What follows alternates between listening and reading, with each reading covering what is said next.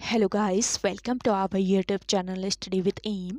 आज मैं आप सभी के लिए काफ़ी इंपॉर्टेंट वीडियो लेके आई हूँ। तो देखिए, आपके आगामी उत्तराखंड के सभी एग्ज़ाम के रिगार्डिंग आज मैं आप सभी के लिए उत्तराखंड के मोस्ट इंपॉर्टेंट क्वेश्चंस लेके आई हूँ, जो कि आपके आगामी पटवारी, लेखपाल, फॉरेस्ट गार्ड व अन्य यूकेपीएससी द्वारा कंडक्ट कराए जाने वाले सभी एग्ज़ाम्स के लिए इंपॉर्टेंट हैं। तो आप सभी लोग हमारी इस क्लास में स्टार्टिंग से लेकर एंड तक बने रहें। तो चलिए, आज की इस क्लास को हम स्टार्ट करते हैं। स्टार्ट करने से पहले जिन लोगों ने अभी तक हमारे YouTube channel study with M को सब्सक्राइब नहीं किया है, वो सब्सक्राइब कर लें। साथ ही साथ बगल में जो बेल आइकन दिख रहा है, इसे भी प्रेस कर लें, ताकि हम कोई भी वीडियो डालते हैं तो उसका नोटिफिकेशन आपके पास जल्द से जल्द पहुंच जाए। आप सभी लोग हमारे टेलीग्राम चैनल को भी ज्वाइन कर सकते हैं। ये भी स्टडी विद एम के नाम से ही बना हुआ है और टेलीग्राम चैनल पर रात को 8 बजे क्विज़ का भी आयोजन किया जाता है। काफ़ी इंपॉर्टेंट क्वेश्चन आपको क्विज़ के रूप में दिए जा रहे हैं, तो आप कोई ज्वाइन कर सकते हैं। तो चलिए, आज के सेशन को हम स्टार्ट करते हैं और इस सेशन का पहला क्वेश्चन है, किस चंद्र शासक को मौलिक पुरुष कहा जाता है। देखिए, मौलिक पुरुष कहा जाता है चंद्र शासक सोमचंद को। ऑप्शन बी यहाँ पे आपका बिल्कुल राइट आंसर है। और सोमचंद चंद्रवंश का संस्थापक था। सोमचंद प्रयाग के शासक चंद्रपाल IV का वंशज था। और आपसे पूछा जाए कि सोमचंद के समय कुमाऊं का शासक कौन था, तो देखिए, इसके समय कुमाऊं का शासक था ब्रह्मदेव। सोमचंद के समय कुमाऊं का शासक था। नेक्स्ट क्वेश्चन देखेंगे, उत्तराखंड में बंदूक वाले मास्टर के नाम से जाना जाता है। देखिए, उत्तराखंड में बंदूक वाले मास्टर के नाम से जाना जाता है किसे? लखपत सिंह रावत को। ऑप्शन बी यहाँ पे आपका राइट आंसर है। क्यों जाना जाता है? क्योंकि इन्होंने कई आदमखोर बाघों को मार गिराया, इसलिए इन्हें उत्तराखंड में बंदूक वाले मास्टर के नाम से जाना जाता है। और आपसे पूछा जाए कि लखपत सिंह रावत का पेशा क्या है, तो पेशे से ये क्या है? एक शिक्षक हैं। ये आपको याद रखना है, पेशे से एक शिक्षक हैं, लेकिन उत्तराखंड में ये बंदूक वाले मास्टर के नाम से जाने जाते हैं। नेक्स्ट क्वेश्चन देखेंगे, मुकुंदीलाल संग्रहालय किस जनपद में है? मुकुंदीलाल संग्रहालय है आपके पौड़ी गढ़वाल में। ऑप्शन ए बिल्कुल करेक्ट आंसर है। पौड़ी के कोटद्वार स्थित मुकुंदीलाल के घर को किस नाम से जाना जाता है? भारतीय भवन के नाम से जाना जाता है, जो कि एक पक्षियों व फूलों का संग्रहालय है। और वहीं आपसे पूछा जाए कि मौलाराम चित्र संग्रहालय कहाँ पर स्थित है, तो मौलाराम चित्र संग्रहालय है कहाँ पर? श्रीनगर में। नेक्स्ट क्वेश्चन देखेंगे, सुमित्रा नंदन पंत को ज्ञानपीठ पुरस्कार कब दिया गया? सुमित्रा नंदन पंत को ज्ञानपीठ पुरस्कार दिया गया था वर्ष 1968 ईस्वी में। ऑप्शन बी यहाँ पे आपका राइट आंसर है। देखिए, हिंदी साहित्य का प्रथम ज्ञानपीठ पुरस्कार वर्ष 1968 में किस रचना के लिए? चितंबरा नामक रचना के लिए सुमित्रा नंदन पंत को मिला। और सुमित्रा नंदन पंत के जन्म की अगर हम बात करें तो 20 मई वर्ष 1900 ईस्वी को इनका जन्म कहाँ पर हुआ था? कौसानी में। कौसानी बागेश्वर में इनका जन्म हुआ था। और इनके बचपन का नाम था गोसाई दत्त। और ये हिंदी साहित्य के छायावादी युग के कवि थे। सुमित्रा नंदन पंत जो थे, ये किस युग के? छायावादी युग के कवि थे। नेक्स्ट क्वेश्चन देखेंगे, कौन सी नदी केदारनाथ से रुद्रप्रयाग तक बहती है? इंपॉर्टेंट क्वेश्चन है। तो देखिए, कौन सी नदी है जो कि केदारनाथ से रुद्रप्रयाग तक बहती है, तो ये नदी है मंदाकिनी नदी। ऑप्शन डी बिल्कुल करेक्ट आंसर है। और मंदाकिनी नदी कहाँ से निकलती है, ये भी पूछा जा सकता है। तो देखिए, इस नदी का उद्गम कहाँ से होता है? रुद्रप्रयाग जनपद के मदरांचल श्रेणी के चौराबाड़ी ग्लेशियर से। मंदाकिनी नदी रुद्रप्रयाग जनपद के मदरांचल श्रेणी के चौराबाड़ी नामक ग्लेशियर से निकलती है, जिसकी सहायक नदी कौन सी है? मधुगंगा। मधुगंगा इसकी सहायक नदी है। और मधुगंगा और मंदाकिनी नदी का संगम कहाँ पे होता है? देखिए, मधुगंगा और मंदाकिनी जो नदी है, इसका संगम कहाँ पे होता है? काली मठ के पास। काली मठ नामक स्थान के पास मधुगंगा व मंदाकिनी नदी का संगम होता है। और अन्य सहायक नदियों की अगर हम बात करें इसकी, तो लस्तर, रावण गंगा, इसके अलावा सोन नदी इसकी अन्य सहायक नदियां हैं। और केदारनाथ मंदिर जो है, ये भी मंदाकिनी नदी के तट पर स्थित है। ये पॉइंट पे आप ध्यान रखेंगे। अगला क्वेश्चन है आपका, उत्तराखंड में औपनिवेशिक संघर्ष किस काल में प्रारंभ हुआ? तो देखिए, उत्तराखंड में औपनिवेशिक संघर्ष किस काल में प्रारंभ हुआ? गोरखा काल में। ऑप्शन बी बिल्कुल करेक्ट आंसर हो जाएगा। देखिए, कुमाऊं पर गोरखों का अधिकार कब हुआ था? 1790 में। ये आपको याद रखना है। इंपॉर्टेंट पॉइंट है, कई बार पूछा जाता है ये क्वेश्चन। तो कुमाऊं पर गोरखों का अधिकार हुआ 1790 ईस्वी से लेकर 1815 ईस्वी तक, और इनका 25 वर्ष तक शासन रहा, ये आपको याद रखना है। और कुमाऊं पर गोरखाओं के अधिकार के बाद प्रथम गोरखा सूबेदार सुब्बा जोग मल्ल शाह नियुक्त हुए थे, ये आपको याद रखना है। कुमाऊं पर गोरखाओं के अधिकार के बाद प्रथम गोरखा सूबेदार सुब्बा जोग मल्ल शाह नियुक्त हुए थे। नेक्स्ट क्वेश्चन है आपका, निम्न में से किसे थारू शोक पर्व के रूप में मनाते हैं? तो देखिए थारू जनजाति के जो लोग हैं ये शोक पर्व के रूप में मनाते हैं किसे? दिवाली को। ऑप्शन बी यहाँ पे आपका राइट आंसर हो जाएगा। थारू जनजाति के लोगों का प्रमुख त्योहार आपसे पूछा जाए तो क्या है इनके प्रमुख त्योहार? बजहर। बजहर इनका एक प्रमुख त्योहार है जो बैसाख माह में मनाया जाता है, और ये लोग दीपावली को शोक पर्व के रूप में मनाते हैं। नेक्स्ट क्वेश्चन देखेंगे, डोक रानी हिमनद किस जनपद में स्थित है? तो देखिए डोक रानी नामक जो हिमनद है आपका ये स्थित है कहाँ पर? इसका राइट आंसर हो जाएगा इनमें से कोई नहीं। देखिए करेक्ट आंसर क्या हो जाएगा, आपसे पूछा जाए कि डोक रानी हिमनद किस जनपद में स्थित है, आपको याद रखना है कहाँ पर? उत्तर काशी जनपद में आपका डोक रानी नामक हिमनद स्थित है। चलिए अगला देखेंगे, उत्तराखंड से राज्यसभा के लिए कितने प्रतिनिधि होते हैं? उत्तराखंड के राज्यसभा के लिए कितने प्रतिनिधि होते हैं? तो यहाँ पे आपका राइट आंसर हो जाएगा 3। ऑप्शन बी यहाँ पे आपका राइट आंसर है। अगला क्वेश्चन देखेंगे, अगला क्वेश्चन है आपका, उत्तराखंड में किस पंथ ने कदापि अपनी प्रविष्टि दर्ज नहीं की? तो देखिए कौन सा ये पंथ था जिसने अपनी प्रविष्टि दर्ज नहीं की थी? तो ये था आपका नास्तिक पंथ। ऑप्शन डी बिल्कुल राइट आंसर हो जाएगा। अगला क्वेश्चन देखेंगे, गढ़वाल सर्वदलित परिषद का गठन वर्ष 1928 में किया था। इंपॉर्टेंट क्वेश्चन है, गढ़वाल सर्वदलित परिषद का गठन वर्ष 1928 में हुआ, और इसका गठन किसने किया था? जयानंद भारती ने। ऑप्शन सी यहाँ पे आपका राइट आंसर है। जयानंद भारती ने गढ़वाल में छुआछूत और डोला पालकी जैसी कुप्रथा के विरुद्ध आवाज उठाई थी, और लंबे संघर्ष के बाद इस कुप्रथा को समाप्त करने में ये सफल हुए थे। अगला क्वेश्चन देखेंगे, टिहरी राज्य का भारतीय संघ में विलीनीकरण किस वर्ष हुआ था? तो देखिए टिहरी राज्य का भारतीय संघ में विलीनीकरण ये अक्सर पूछा जाता है ये क्वेश्चन, तो इसको ध्यान रखेंगे। इसका करेक्ट आंसर क्या हो जाएगा? 1949 1949 में 1 अगस्त 1949 को टिहरी राज्य का भारत में विलीनीकरण हुआ था, और संयुक्त प्रांत का 50वां जिला बना, इसको याद रखेंगे। और विलीनीकरण पत्रों में सर्वप्रथम हस्ताक्षर करने वाले व्यक्ति कौन थे? परिपूर्णानंद पैन्योली, ये आपको याद रखना है। और कमेंट करके बताएं कि टिहरी राज्य का भारतीय संघ में विलीनीकरण के समय टिहरी का राजा कौन था। अगला क्वेश्चन है आपका, बेदनी बुग्याल कहाँ पर स्थित है? बेदनी बुग्याल है आपके चमोली जनपद में। ऑप्शन ए बिल्कुल करेक्ट आंसर है, और राज्य का सबसे बड़ा बुग्याल है ये आपको याद रखना है, बेदनी बुग्याल, जो कि चमोली जनपद के कहाँ पर स्थित है? रूपकुंड, आपने पढ़ा होगा रूपकुंड, तो रूपकुंड के पास ही स्थित है ये बेदनी बुग्याल। रूपकुंड नाम से याद रखेंगे तो आपको याद आ जाएगा, रूपकुंड तो आप पढ़ते ही हैं क्योंकि ये इंपॉर्टेंट टॉपिक है, और रूपकुंड है आपके चमोली में, तो बेदनी बुग्याल भी होगा आपके चमोली में। रिलेट करके भी आप क्वेश्चंस को याद रख सकते हैं। अगला क्वेश्चन है, कोटेश्वर डैम किस नदी पर बना है? कोटेश्वर डैम जो है ये बना है आपके किस नदी पर? भागीरथी नदी पर।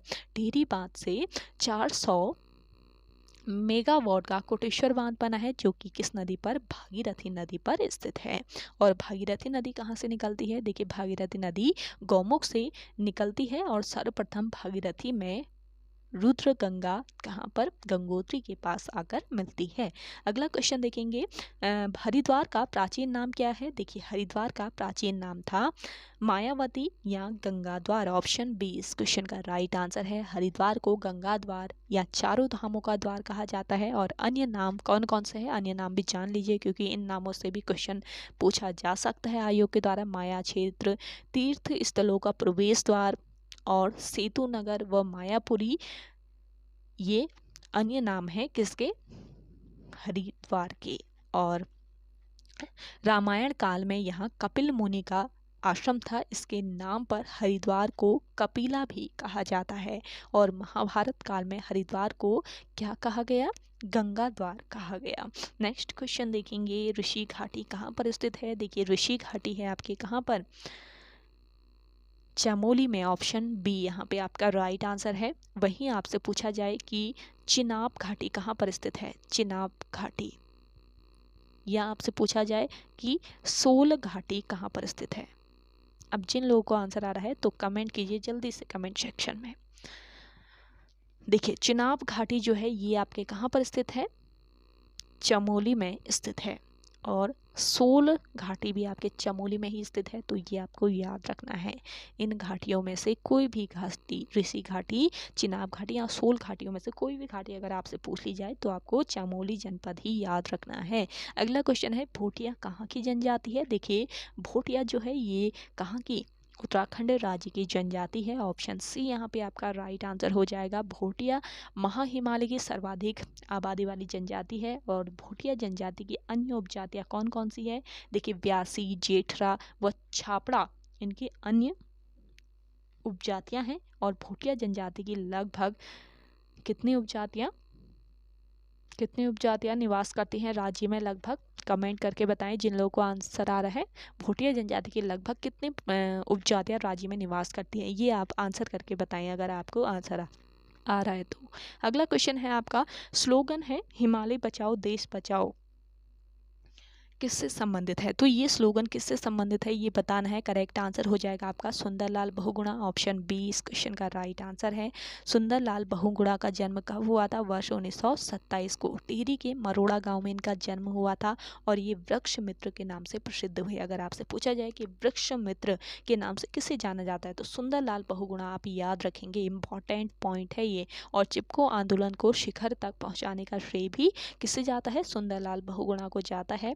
और अपनी पत्नी विमला के सहयोग से इन्होंने पर्वतीय नवजीवन मंडल की भी स्थापना की थी, ये आपको याद रखना है। और वर्ष 2009 में इन्हें कौन सा सम्मान दिया गया था, पद्म विभूषण सम्मान दिया गया था। चलिए अगला देखते हैं, उत्तराखंड की सर्वाधिक लंबाई वाली नदी कौन सी है। तो देखिए उत्तराखंड की सर्वाधिक लंबाई वाली नदी है आपकी कौन सी, काली नदी, ऑप्शन ए बिल्कुल राइट आंसर है। काली नदी जैक्सा श्रेणी के लिपू लेक के पास काला पानी नामक स्थान से निकलती है, ये ध्यान रखेंगे, काला पानी नामक स्थान से यह नदी निकलती है। और स्कंद पुराण में काली नदी को क्या कहा गया है, श्यामा नदी कहा गया है। और देखिए कुठियांगटी नदी जो है ये काली की प्रारंभिक सहायक नदी है, और काली नदी राज्य में बहने वाली सबसे लंबी नदी है, और इसकी लंबाई कितनी है, 252 किलोमीटर। इसको याद रखेंगे, लंबाई पूछ ली जा सकती है आयोग के द्वारा, तो 252 किलोमीटर की लंबाई है। अगला क्वेश्चन देखेंगे, उत्तराखंड में वित्तीय वर्ष कब प्रारंभ होता है। तो उत्तराखंड में वित्तीय वर्ष 1 अप्रैल से प्रारंभ होता है, ऑप्शन बी बिल्कुल करेक्ट आंसर हो जाएगा। नेक्स्ट क्वेश्चन देखेंगे, भारत का प्रथम वन महाविद्यालय वर्ष 1878 में कहाँ स्थापित हुआ था। मोस्ट इम्पॉर्टेंट क्वेश्चन है, और आयोग के द्वारा पहले ये क्वेश्चन पूछा जा चुका है। तो देखिए भारत का प्रथम वन महाविद्यालय 1878 में कहाँ पर स्थापित हुआ था, FRI देहरादून में, ऑप्शन ए बिल्कुल राइट आंसर है। देखिए देश के प्रथम वन विद्यालय की स्थापना वर्ष 1878 में फॉरेस्ट स्कूल ऑफ देहरादून के नाम से हुई थी, और 1884 में इसका नाम बदलकर क्या कर दिया गया, इंपीरियल फॉरेस्ट स्कूल रखा गया। और स्वतंत्रता के बाद इसका नाम इंडियन फॉरेस्ट रिसर्च इंस्टीट्यूट हो गया, और वर्ष 1991 में इसे डीम्ड विश्वविद्यालय घोषित किया गया, ये आपको याद रखना है। अगला क्वेश्चन देखेंगे, गढ़वाल के पंवार शासकों की प्रथम राजधानी कौन बनी थी। तो देखिए गढ़वाल के पंवार शासकों की प्रथम राजधानी बताना है, तो चाँदपुर गढ़ी में थी। इंपॉर्टेंट क्वेश्चन है, ऑप्शन डी बिल्कुल राइट आंसर हो जाएगा। और चाँदपुर गढ़ी जो है ये किस जनपद में, चमोली जनपद में गैरसैंण के पास स्थित है। और चाँदपुर गढ़ का प्रतापी शासक कौन था पूछा जाए आपसे, तो भानु प्रताप चाँदपुरगढ़ का प्रतापी शासक। चलिए नेक्स्ट क्वेश्चन देखते हैं, किस पंवार शासक ने शेरशाह सूरी की भांति सड़कें बनवाई थी। तो देखिए शेरशाह सूरी की भांति सड़कें किसने बनवाई थी, यहाँ पे आपका राइट आंसर हो जाएगा नरेंद्र शाह ने, ऑप्शन सी बिल्कुल राइट आंसर हो जाएगा। देखिए नरेंद्र शाह का शासनकाल कब से कब तक था, वर्ष 1913 से लेकर वर्ष 1946 तक, और इसकी संरक्षिका थी राजमाता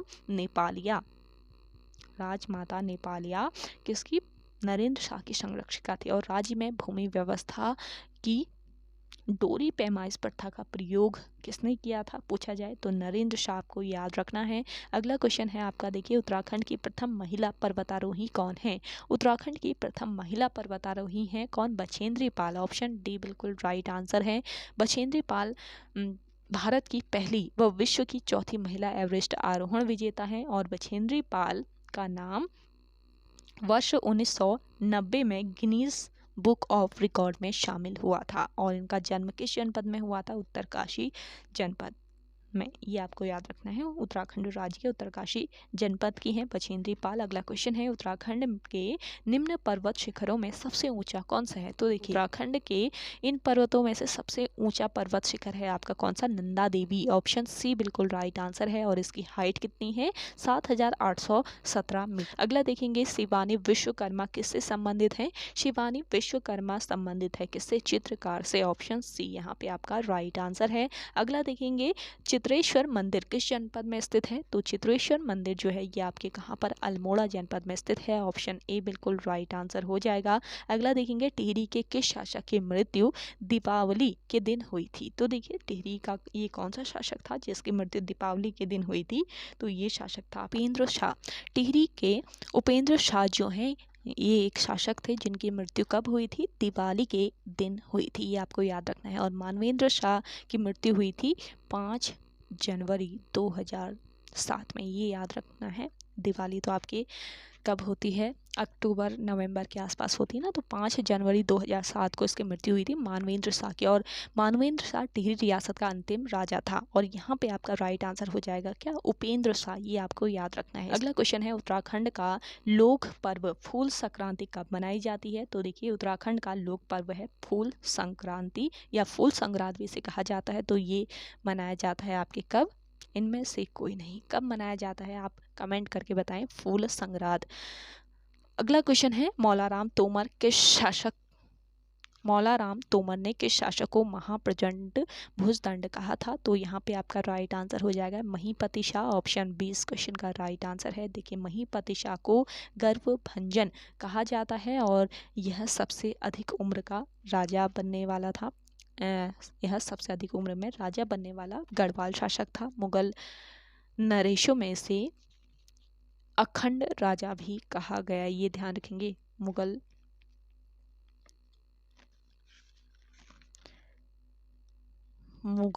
जो नरेश थे इनके द्वारा इन्हें क्या कहा गया? अखंड राजा भी कहा गया। अगला क्वेश्चन है आपका, स्कंद पुराण में गढ़वाल के लिए प्रयुक्त नाम है। तो स्कंद पुराण में गढ़वाल के लिए कौन सा नाम प्रयुक्त किया गया है?